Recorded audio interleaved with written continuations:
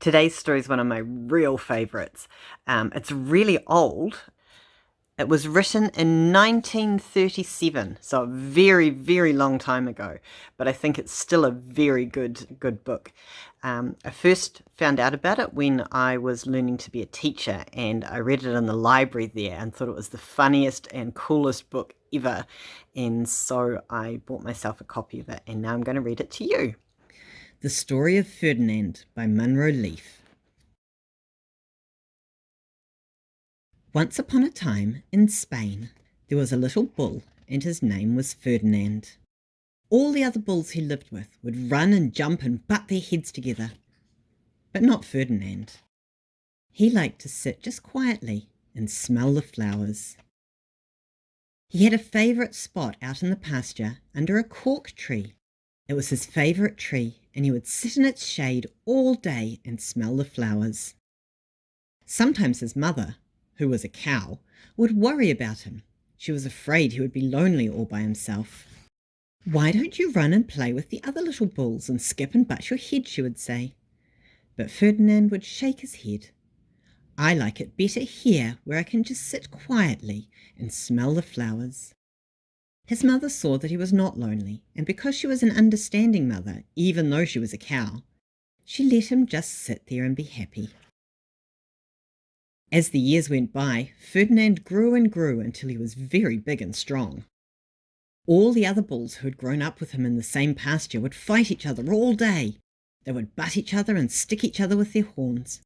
What they wanted most of all was to be picked to fight at the bullfights in Madrid. But not Ferdinand. He still liked to sit just quietly under the cork tree and smell the flowers. One day 5 men came in very funny hats to pick the biggest, fastest, roughest bull to fight in the bullfights at Madrid. All the other bulls ran around snorting and butting, leaping and jumping, so the men would think that they were very, very strong and fierce and pick them. Ferdinand knew that they wouldn't pick him, and he didn't care. So he went out to his favourite cork tree to sit down. He didn't look where he was sitting, and instead of sitting on the nice cool grass in the shade, he sat on a bumblebee. Well, if you were a bumblebee and a bull sat on you, what would you do? You would sting him, and that is just what this bee did. Wow, did it hurt! Ferdinand jumped up with a snort.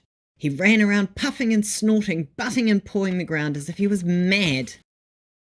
The 5 men saw him and they all shouted with joy.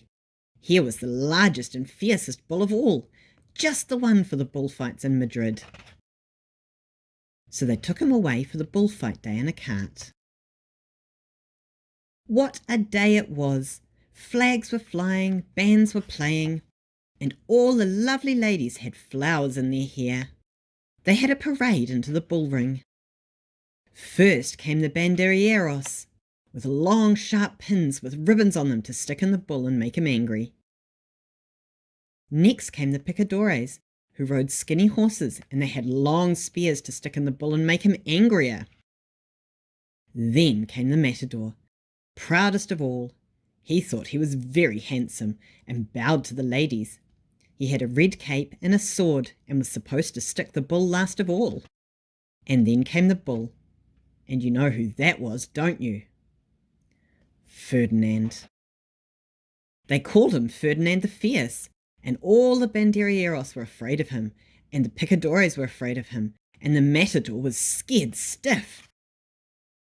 Ferdinand ran to the middle of the ring, and everyone shouted and clapped because he thought he was going to fight fiercely and butt and snort and stick his horns around. But not Ferdinand.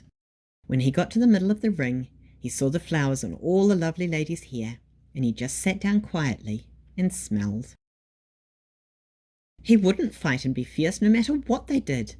He just sat and smelled. And the banderilleros were angry, and the picadores were angrier, and the matador was so angry he cried because he couldn't show off with his cape and sword. So they had to take Ferdinand home. And for all I know, he is sitting there still under his favourite cork tree, smelling the flowers just quietly. He is very happy.